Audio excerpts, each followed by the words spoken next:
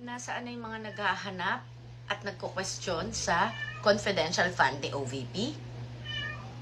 O, bakit hindi nyo tignan ang confidential ng mga departamentong ito at ang mga presyo ng confidential fund na nasa kanila?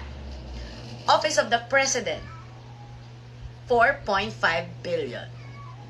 DND, 1.8 billion. National Defense and National Intelligence Coordinating, halos mag-1 bilyon. Ayan, no? So, pagdating sa OVP, zero. So, sino ngayon ang naghahanap ng confidential fund ni VP? Hanapin nyo rin kung nasaan ang mga confidential ng mga ito.